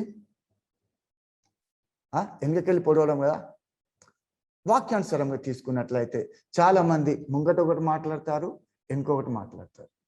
ఆ అలవాటు ఉన్నట్లయితే నువ్వు ఆత్మీయంగా ఎదగలేవు ఖచ్చితంగా. ఏం చేస్తారు, బ్రదర్ ప్రైజ్ లార్డ్ బ్రదర్ అంటారు, ఇంకా వాడా వీడు ఇట్లా అంటారు. అటువంటి వ్యక్తులు ఆత్మీయంగా ఖచ్చితంగా ఎదగలేరు. దేవునిలో యథార్థంగా ఉండు. ముంగట ఒకటి ఇంకొకటి మాట్లాడకు. గేమ్స్ ప్లే చేయొద్దు. ఆత్మీయంగా నువ్వు ఎదగాలనుకున్నట్లయితే ఇతరుల గురించి లూజ్ టాక్ చేయకు. ముంగట ఒకటి ఇంకొకటి మాట్లాడకు. ఆ విధంగా నువ్వు మాట్లాడుతున్నట్లయితే ఆత్మీయంగా నువ్వు ఎదగలేకపోతున్నావు. ఎవరండి వెన్నుపోటుకు మనం మంచి ఎగ్జాంపుల్ ఎవరు చెప్పవచ్చు? యూదా ఇస్కరేట్ ఏమైపోతుంది, యేసు ప్రభువును అప్పగిస్తాడు కదా, వెన్నుపోటు పొడుస్తాడు కదా. మరి ఆ విధంగా మన జీవితంలో ఎవరిని కూడా లూజ్ టాక్ చేయకండి. ముంగట ఒకటి ఇంకొకటి మాట్లాడకండి. అది ఈ రోజు కాకుండా ఏదో ఒక దినము బయటకు వస్తుంది, తెలుస్తుంది. నువ్వే నిందల పాలవుతావు. ఇది ప్రాక్టికల్గా నేను చెప్తున్నాను. ఒక పాస్టర్ని గురించి కానీ, దైవ సేవకుల గురించి కానీ, లేదా ఇతర వ్యక్తులను గురించి కానీ వారి ముంగట మంచిగా మాట్లాడి వారి వెనుక నువ్వు లూజ్ టాక్ మాట్లాడుతున్నట్లయితే నువ్వు ఆత్మీయంగా ఎదగలేవండి. చూద్దాం వాక్యానుసారంగా. లూకా సువార్త 12వ అధ్యాయము 2వ వచనం. మరుగైనదేదియు బయలుపరచబడకపోదు, రహస్యమైనదేదియు తెలియబడకపోదు. మరుగైనదేదియు బయలుపరచబడకపోదు, రహస్యమైనదేదియు ఖచ్చితంగా తెలుస్తుంది. నువ్వు ఎంత సీక్రెట్ మెయింటైన్ చేసినా ఏదో ఒక దినము ఖచ్చితంగా అది బయటకు వస్తుంది. నువ్వు ఇతరులను ఫ్రాడ్ చేసినా, ఇతరులను మోసం చేసినా, చీట్ చేసినా, ఓకే, వెన్నుపోటు పొడిచినా, ఇతరులను ఎదగకుండా నువ్వు చేస్తున్నా ఖచ్చితంగా ఒక దినము నువ్వు దేవుని ఉగ్రతను చూస్తావు. ఖచ్చితంగా దేవుని ఉగ్రతను చూస్తావు. ఇతరులను వెన్నుపోటు పొడిచి నువ్వు పైకి రావాలని చూస్తే, ఇతరులను మోసం చేస్తున్నట్లయితే దేవుని ఉగ్రతను చూస్తావు. అటువంటి లక్షణాలు మనలో ఎవరికైనా ఉన్నాయా? ఉంటే వాటిని ఈరోజు సరి చేసుకోమని దేవుడు వాక్యంతో క్లియర్గా మాట్లాడుతున్నాడు. ముంగటొకటి వెనుకొకటి. ఇతరులను మోసం చేయడం, ఎదుగుదల లేకుండా చేస్తున్నట్లయితే, వెన్నుపోటు పొడవు లాంటి లక్షణాలు మనలో ఉంటే నువ్వు ఆత్మీయంగా ఎదగలేవు. అది నీ మైండ్లో ఎప్పటికీ డిస్టర్బెన్సే ఉంటుంది. Okay, I close with in 5 minutes. తర్వాత నాట్ రెక్టిఫైయింగ్ మిస్టేక్స్, తప్పులను సరిదిద్దుకోవడం లేదు. నువ్వు తప్పు చేస్తున్నావు కానీ సరి చేసుకోవడం లేదు. నువ్వు చేసిన తప్పు అన్నా దాన్ని రైట్ అంటున్నావు, మితండవాదం చేస్తున్నావు. ఎప్పుడైతే దేవునిలో ఉన్నటువంటి వ్యక్తి ఏ విధంగా ఉంటాడంటే, నువ్వు తప్పు చేస్తున్నట్లయితే, దేవా ఈరోజు నేను ఈ తప్పు చేసిన, తెలిసి తెలియక ఈ తప్పు చేసిన, నన్ను క్షమించు, ఈ తప్పును మళ్ళీ ఒకసారి చేయకుండా నన్ను సరిచేయి దేవా అని ప్రార్థన చేయి. అప్పుడు దేవుడు నిన్ను క్షమిస్తాడు. కానీ తప్పులు చేసుకుంటూ పోతూనే ఉండు, నేను చేసిందే కరెక్ట్ అంటావు, అప్పుడు నువ్వు ఆత్మీయంగా ఖచ్చితంగా ఎదగలేకపోతావు. నా ప్రియ దేవుని బిడ్డలారా, మన జీవితంలో కొన్నిసార్లు తెలిసి తెలియక తప్పులు చేస్తాం. తప్పులు చేస్తున్నట్లయితే దాన్ని సరిదిద్దుకోమని దేవుని వాక్యం క్లియర్గా చెప్తుంది. నువ్వు ఆత్మీయంగా ఈరోజు ఇంకా ఎదుగుతలేవు అంటే నువ్వు చేసిన తప్పులను నువ్వు సరి చేసుకోవడం లేదు. ఈరోజు నీ జీవితంలో ఎక్కడ ఏ యాంగిల్లో తప్పు చేస్తున్నావు, ఎక్కడ ఏ విధంగా మిస్టేక్ చేస్తున్నావు, వాటిని ఒప్పుకో దేవుని సన్నిధిలో. దేవుడు నిన్ను వాడుకుంటాడు, ఆత్మీయంగా బలపరచడానికి అవకాశం ఉంటుంది. 1 యోహాను 1:10. మనము పాపము చేయలేదని చెప్పుకునే ఎడల ఆయనను అబద్ధికునిగా చేయువారు మగుదుము, మరియు ఆయన వాక్యము మనలో ఉండదు. ఇక్కడ ఏమంటున్నాడు? మనం పాపం చేయలేదని చెప్పుకొని ఎలా అంటే, నువ్వు పాపం చేసినావు ఆల్రెడీ, పాపం చేసుకుంటూ నేనేం పాపం చెయ్యలేదు అని నువ్వు అన్నట్లయితే నువ్వు అబద్ధం చెప్తున్నట్లు. అప్పుడు దేవుని వాక్యం నీలో లేదు. క్లియర్ వాక్యం చెప్తుంది, be careful in that area. ఏమని చెప్తుండు? నువ్వు తప్పులు చేస్తున్నట్లయితే దాన్ని సరిదిద్దుకో. దేవుడు అవకాశం ఇస్తున్నాడు నీకు. దేవా నీ తప్పు చేస్తున్నా, నేను ఈ తప్పులు చేస్తున్నది నుంచి బయట రాలేకపోతున్నా, నాకు శక్తి సరిపోవడం లేదు, దేవా ఈ తప్పు నుంచి నేను బయటకు తీసుకురా, ఇటువంటి మళ్ళీ ఒకసారి చేయకుండా నన్ను బయటకు తీసుకురా, ఈ ఊబిలో నుంచి బయటకు తీసుకురా దేవా అని ప్రార్థన చెయ్యి. అటువంటి తప్పులు తిరిగి చేయకుండా దేవుని కాపాడతాడు. కానీ తప్పులు చేస్తున్నావు, ప్రార్థన చేయకుండా నీదే కరెక్ట్ అనుకుని పోయినట్లయితే దేవుని ఉగ్రత నీలో ఉంటుంది, నువ్వు ఆత్మీయంగా ఎదగలేవు.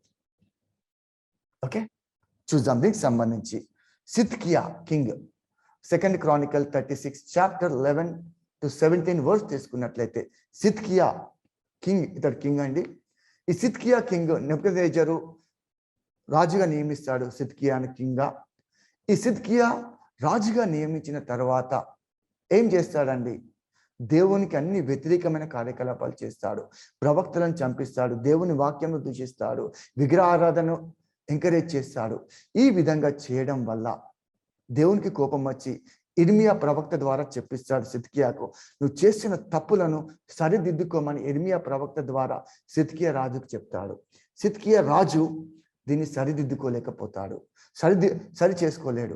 సరి చేసుకోకపోవడం వల్ల దేవుని ఉగ్రత సిద్కియా కింగ్ పై వచ్చి అతను నాశనం అయిపోతాడు, అతని రాజ్యం మొత్తం కూడా నాశనం అయిపోతుంది. కాబట్టి నువ్వు నీ జీవితంలో తప్పులు చేస్తున్నట్లయితే వాటిని సరి చేసుకో, లేదా సిద్కియాకు పట్టిన గతి మనకు కూడా పడుతుంది. సిద్కియాని దేవుడు రాజుగా నియమించిండు. రాజుగా నియమిస్తే ఏం చేయాలి? దేవుని గణపరిచే విధంగా నువ్వు రాజ్య పరిపాలన చేయాలి. ఆ విధంగా చేయకుండా దేవుని ప్రవక్తను చంపుతున్నావు, విగ్రహారాధన ఎంకరేజ్ చేస్తున్నావు, దేవుని వాక్యంను నువ్వు తోసిపుచ్చుతున్నావు. ఆ విధంగా చేయడం వల్ల దేవుని కోపం వచ్చి ఏం చేసిండు? ఇర్మియా ప్రవక్త ద్వారా చెప్తాడు, సిద్కియా నువ్వు చేస్తుంది తప్పు, సరి చేసుకోమని దేవుడు చెప్తాడు, ఇర్మియా ద్వారా చెప్తాడు. కానీ అతడు నెగ్లెక్ట్ చేస్తాడు. సరి చేసుకుపోవడం వల్ల దేవుని ఉగ్రత వల్ల అతని మీద, దేవుని ఉగ్రత సిద్కియా మీద, అతని పరిపాలన చేస్తున్న ప్రజల మీద అంతటి మీద వచ్చినట్టుగా దేవుని వాక్యం చెల్లిస్తుంది. ఐ ఎంకరేజ్ యు ఎవ్రీవన్, ఈరోజు మీ జీవితంలో ఎక్కడైనా తప్పులు చేస్తున్నారా? ఆ తప్పులను అడగండి. దేవుడు, మనుషులు, ప్రతి ఒక్క మనిషి హ్యూమన్ బీయింగ్ తప్పు చేస్తాడు, తెలిసి నేను కూడా తప్పులు చేస్తాను, తెలిసి తెలియక మనం తప్పులు చేస్తాము. కానీ మనం చేయవలసింది ఏంటంటే దేవుని సన్నిధిలో వాటిని ఒప్పుకోవాలి. అప్పుడు నువ్వు ఆత్మీయంగా బలపడతావు. ఎప్పుడైతే నువ్వు ఒప్పుకోలేవో నువ్వు ఆత్మీయంగా ఖచ్చితంగా బలపడడానికి అవకాశం లేదు. Okay, last 2 minutes. తర్వాత ఇన్వాల్వింగ్ ఇన్ అన్నెసెసరీ ఇష్యూస్. అనవసరమైన విషయాలలో పాల్గొంటున్నారు. అనవసరమైన విషయాల్లో పాల్గొనడం వల్ల నువ్వు ఆత్మీయంగా ఖచ్చితంగా దెబ్బపడుతుంది. ఆత్మీయంగా నువ్వు ఎదగాలంటే నీకు సంబంధించిన విషయాలలో కాకుండా అనవసరమైన విషయాల్లో నువ్వు ఎంటర్ అయితే ఏమైపోతుందంటే ఆత్మీయంగా వీక్ అయిపోతావు. నేనేం చెప్పన్నా, నేను ప్రతిరోజు కాలేజ్ వెళ్ళేటప్పుడు ప్రార్థన చేసుకుంటా, దేవా ఈరోజు ఎవరితో ఏ విధంగా లూజ్ టాక్ చేయదు, కోపపడకూడదు, అనవసరమైన విషయాల్లో ఇన్వాల్వ్ కాకూడదు అని ప్రార్థన చేసుకుని వెళ్తా. అయినా అప్పుడప్పుడు నాకు కోపం వస్తుంది, ఫైటింగ్స్ అయితేనే ఉంటాయి మా కాలేజీలో. అనవసరమైన విషయాల్లో ఎస్పెషల్లీ వెనస్డే సాటర్డే వచ్చిన నాకు చాలా భయం అవుతుంది. ఒకటి మాట్లాడితే భయం అవుతుంది. అంటే అనవసరమైన విషయాలు మాట్లాడితే నేను మళ్ళీ స్పిరిచువల్గా వీక్ అయిపోతా. సాటర్డే వచ్చిందంటే నేను చాలా తక్కువ మాట్లాడతా, కాలేజీలో కానీ ఎక్కడ కానీ. ఎందుకంటే అనవసరమైన విషయాలు నా మైండ్లోకి వస్తే ఆత్మీయంగా నేను వీక్ అయిపోతాను. ఎప్పుడైతే నీకు సంబంధించిన విషయాలే కాదు అందులో నీవు ఇన్వాల్వ్ కావడం వల్ల నువ్వు ఆత్మీయంగా వీక్ అయిపోతావు. అనవసరమైన విషయాల్లో మీరు ఇన్వాల్వ్ కాకూడదు. కొంతమందికి అలవాటు, నీ అలవాటు ఏంటంటే ప్రతి ఒక్క విషయంలో ఏలు పెడతావు, ప్రతి ఒక్క విషయంలో ప్రతి ఒక్క ఫ్యామిలీలో ఏలు పెట్టడం, వారి విషయంలో ఇన్వాల్వ్ అవ్వడం జరుగుతుంది. ఆ విధంగా చేయడం వల్ల నీకు ఏమీ రాదు, మనశ్శాంతి ఉండదు, ఆత్మీయంగా నీలో ఎదుగుదల ఉండదు. అనవసరమైన విషయాల్లో నా ప్రియ దేవుని బిడ్డలారా మీరు ఇన్వాల్వ్ కాకండి. క్లియర్? మొదటి తెస్సలోనియ 5వ అధ్యాయం 21వ వచనం ఏమని ఉందండి ఇక్కడ? సమస్తమును పరీక్షించి మేలైన దానిని చేపట్టుడి అని ఉంది. సమస్తమైన పరీక్షించమంటున్నాడు. నువ్వేదైనా చేయాలనుకున్నా, ఎవరితో మాట్లాడాలనుకున్నా, ఏమి మాట్లాడాలనుకున్నా ఫస్ట్ దాన్ని పరీక్షించు. కరెక్టా కాదా ఆలోచించి మాట్లాడు. కొంతమంది ఏం చేస్తారంటే టకామని మాట్లాడతారు. అప్పుడప్పుడు నాకు కూడా అదే అలవాటు, టకాని మాట్లాడేస్తా. వాళ్ళు బాధపడతారో లేదో కూడా నేను ఆలోచించా. కొన్ని సందర్భంలో నేను కూడా అలవాటు ఉంది, నేను కూడా మార్చుకోవాలి. టకాని మాట్లాడేస్తాం, వాళ్ళు బాధపడతారో లేదో కూడా మనం ఆలోచించాలి. అనవసరమైన విషయాల్లో మనం ఇన్వాల్వ్ కాకూడదు. ఎస్పెషల్లీ కొన్ని కాలనీస్ ఉంటాయి, ఆ ఇంట్లో ఏమవుతుందో, ఈ ఇంట్లో ఏమవుతుందో, అక్కడ ఏమవుతుందో నీకు అవసరమే లేదు, కానీ నువ్వు పోయాక నిలబడి ఆ విషయంలో ఇన్వాల్వ్ అవుతావు. ఆ విధంగా ఇన్వాల్వ్ కావడం వల్ల నీ మైండ్ మొత్తం డిస్టర్బ్ అయిపోతుంది, నువ్వు ఆత్మీయంగా బలపడలేవు. దీనికి ఎగ్జాంపుల్ తీసుకున్నట్లయితే నంబర్స్ 12 చాప్టర్ 1 to 16 వర్స్ తీసుకున్నట్లయితే ఇక్కడ ఆరోన్ మరియు మిరియం వీరికి సంబంధించి చూసుకున్నట్లయితే మోషే ఎవరిని చేసుకుంటాడండి? కూషా దేశపు స్త్రీని చేసుకుంటాడు. మోషే కూషా దేశపు స్త్రీని పెళ్లి చేసుకుంటే మిరియం ఏం చేస్తుంది? ఇగో ఈయన మోజెస్ ఈమెను చేసుకున్నాడు, ఇట్లా ఇట్లా ఇట్లా అని ఎగతాళి చేస్తాడు. మోజెస్ తోటన్న దేవుడు మాట్లాడతాడు, మనతో మాట్లాడరా, ఇట్లా ఇట్లా ఇట్లా అని చెప్పేసి మోజెస్ మీద నెగిటివ్ కామెంట్స్ పబ్లిక్ అందరం కూడా చెప్తుంది. అప్పుడు దేవునికి కోపం వచ్చి దేవుడు ఏం చేస్తాడు? మోజెస్ నువ్వు వాళ్ళిద్దరిని తీసుకొని రా. ఎక్కడికి రమ్మంటాడండి? ప్రత్యక్ష గుడారంలో తీసుకొని రమ్మంటాడు. అప్పుడు దేవుడు ఏం చేస్తాడు? ఇక్కడ మేఘ స్తంభంలో నుంచి దిగి మాట్లాడతాడు. ఏమని మాట్లాడతాడు? మిరియం నువ్వు మోజెస్ నాకు ఇష్టమైనటువంటి బిడ్డ, ఈ బిడ్డకు నువ్వు వ్యతిరేకంగా మాట్లాడినావు కాబట్టి ఆ బిడ్డకి ఏమైపోతుందండి? ఇక్కడ కుష్టి వ్యాధి వస్తుంది. ఇమ్మీడియట్లీ దేవుని ఉగ్రత ఆమె మీదికి వచ్చి మిరియం ఏమైపోతుంది? కుష్టి వ్యాధి వస్తుంది. ఎందుకు వచ్చింది కుష్టి వ్యాధి ఆమెకు చెప్పండి? మోజెస్ ఎవరిని పెళ్లి చేసుకుంటే ఈమెకి ఎందుకు? మిరియంకు ఏం చేసింది? నోటితోటి లూజ్ టాక్ చేసింది. ఈమెకు సంబంధించిన విషయమే కాదు. ఏం చేసింది? మోజెస్ కూషా దేశపు స్త్రీని చేసుకుని ఆమె ఇట్లుంది, ఇట్లా ఉంది, దేవుడు ఈయనతో మాట్లాడతారు, నాతో మాట్లాడతారు, ఈ విధంగా అనవసరమైన విషయాల్లో ఇన్వాల్వ్ అయ్యి పబ్లిక్ అందరికీ చెప్పింది. అప్పుడు దేవునికి కోపం వచ్చి ఏమైంది? మిరియంకి ఏమైంది? ఇక్కడ కుష్టి వ్యాధి వచ్చింది కదా. నా ప్రియ దేవుని బిడ్డలారా, ఈరోజు మీ జీవితంలో కూడా అనవసరమైన విషయాల్లో మీరు ఇన్వాల్వ్ కాకండి. ఆ భర్త ఇట్లా, ఈ భార్య ఇట్లా, ఈ కుటుంబం ఇట్లా, వీళ్ళు ఇట్లా, ఇవన్నీ నీకు అవసరమే లేదు. నువ్వు ఆత్మీయంగా ఎదగాలంటే ఏ కుటుంబం గురించి నువ్వు ఆలోచించకు, ఏ కుటుంబం గురించి నువ్వు నెగిటివ్ కామెంట్ చేయకు. నీకు వీలైతే ఎంకరేజ్ వర్డ్స్ నీ నోటి నుంచి చెప్పు. కాబట్టి అనవసరమైన చాలా మంది ఆత్మీయంగా ఎదగలేకపోతున్నారు. ఎందుకు అంటే నీకు కాబట్టి ఐ ఎంకరేజ్ ఎవ్రీవన్, ఈ రోజు తెలిసి తెలియక మీరు అనవసరమైన విషయాల్లో ఇన్వాల్వ్ అవుతున్నారా? వాటి నుంచి ఈరోజు బయటకు రమ్మని దేవుడు వాక్యం ద్వారా సూటిగా మీతో మాట్లాడుతున్నారు. ఓకే, చివరిదిగా last 1 minute I will close it. Going against the spirit of God. దేవుని ఆత్మకు వ్యతిరేకంగా వెళ్తున్నారు మీరు. దేవుని ఆత్మకు మీరు వ్యతిరేకంగా మాట్లాడినా వెళుతున్నట్లయితే ఆత్మీయంగా మీరు ఎదగలేరు. కొంతమంది ఏమంటారండి, పరిశుద్ధాత్మ లేదు, అన్య భాషలు లేవు, కొన్ని సంఘాలు ఓకే అద్భుతాలు లేవు, ప్రవచనాలు లేవు, ఈ విధంగా మాట్లాడతారు. అందుకే నువ్వు ఆత్మీయంగా బలపడలేకపోతున్నావు. అందుకే దేవుని కార్యాలు నువ్వు చూడలేకపోతున్నావు. దేవుని ఆత్మకు వ్యతిరేకంగా నీ నోటి నుంచి ఏమి మాట్లాడకు. అభిషేకులను నువ్వు లూజ్ టాక్ చేయకు. ఆ విధంగా ఆత్మపూర్ణులైన వ్యక్తులను రెస్పెక్ట్ చేయి. నీ జీవితంలో కార్యం జరుగుతుంది. పరిశుద్ధాత్మను దూషించినట్లయితే ఇక్కడే కాదు, పరలోకంలో కూడా నీకు స్థానం లేదు. చూద్దాం వాక్యానుసారం మత్తయి సువార్త 12వ అధ్యాయము 31 నుంచి 32 వచనాలు. కాబట్టి నేను మీతో చెప్పున్నదేమనగా, మనుషులు చేయు ప్రతి పాపమును దూషణయు వారికి క్షమింపబడును గాని ఆత్మ విషయమైన దూషణకు పాపక్షమాపణ లేదు. మనుష్య కుమారునికి విరోధముగా మాట్లాడువానికి పాపక్షమాపణ కలదు గాని పరిశుద్ధాత్మకు విరోధముగా మాట్లాడువానికి ఏ యుగమందైనను రాబోవు యుగమందైనను పాపక్షమాపణ లేదు. ఇక్కడ ఏమంటున్నారు, కాబట్టి నేను మీతో చెప్పున్నది ఏమనగా, మనుషులు చేయి ప్రతి పాపమును దూషణయు క్షమాపణ. ఏమన్నా శరీరీతే తప్పు చేస్తే దేవుడు క్షమిస్తాడు, కానీ ఆత్మను దూషిస్తున్నట్లయితే, పరిశుద్ధాత్మను ఉద్దేశిస్తున్నట్లయితే పాప క్షమాపణ లేదు. కాబట్టి అన్ఎయిటెడ్ పర్సన్స్ను, అభిషక్తులను, పరిశుద్ధాత్మను ద్వేషించకండి. ద్వేషించి మీరు ఆత్మీయంగా బలహీనపడకండి. ఓకే, దీనికి సంబంధించి ఒకటి చూసుకుందాం. అపొస్తలుల కార్యంలో 13వ అధ్యాయం 6 నుంచి 11 వచనాలు తీసుకున్నట్లయితే ఇందులో ఏముందంటే, ఇక్కడ పౌలు అదే విధంగా బర్నబాస్ వీళ్ళిద్దరూ దేవుని సువార్త ప్రకటిస్తున్నారు. ఇక్కడ ప్రకటిస్తున్నప్పుడు సెర్గీ సౌల్ అనేటువంటి అధిపతి ఏం చేస్తారంటే, ఈ పౌలు బర్నబాస్ వారి వాక్యం మంచిగా చెప్తున్నారు కాబట్టి వారి వాక్యం వినాలని సెర్గీ సౌల్ ఏం చేస్తారంటే వారిని పిలిపించి వాక్యం వినాలని ఆశపడతాడు. ఆ విధంగా సెర్గీ సౌల్ వారిని పిలిస్తే వారు వస్తుంటారు. ఎవరు? పౌలు బర్నబాసు ఈ సెర్గీ సౌల్ దగ్గరికి వస్తున్నప్పుడు ఏమైపోతుందంటే, ఇక్కడ ఎల్మాస్ అనేటువంటి వ్యక్తి అడ్డుపడతాడు.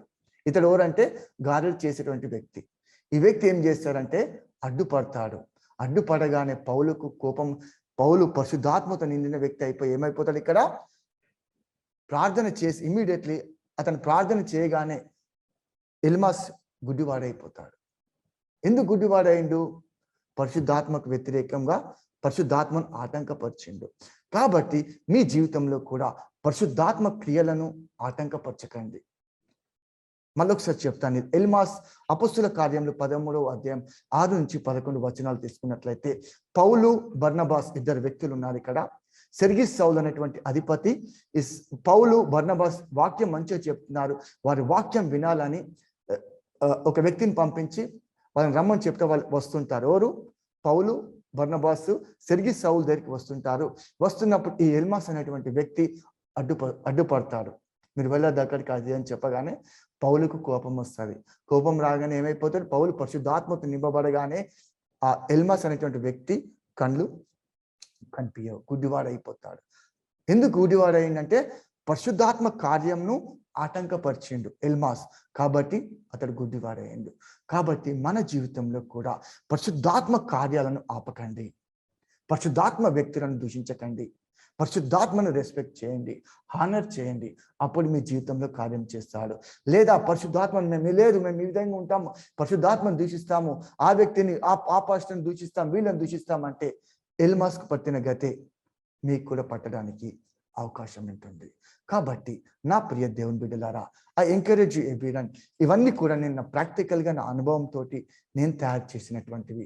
ఆత్మీయంగా ఎదుగుదల మన జీవితంలో కలుగుతలేదు అంటే మొదటిగా ఈ లోకరీతి ఆలోచనలు, రెండోది ఏమిటండి, సొంత బలంపై ఆధారపడి ఉండడం, తర్వాత గర్వము, పక్షపాతము, హోదా నీలో ఉన్నట్లయితే, తర్వాత అవిశ్వాసము, సందేహము, నెగిటివ్ థాట్స్ నీలో ఉన్నట్లయితే ఆత్మీయంగా నువ్వు ఖచ్చితంగా ఎదగలేవు.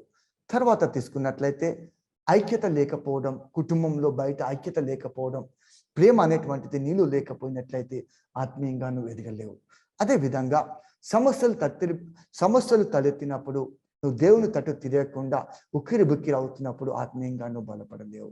తర్వాత వెన్నుపోటు, ముంగటొకటి వెనుకొకటి మాట్లాడి ఒకరిని తీసివేయాలి, ఇది చేయాలి అని వెన్నుపోటుతనం నీలో ఉన్నట్లయితే దేవుని ఉగ్రత ఖచ్చితంగా నీకు జరుగుతుంది.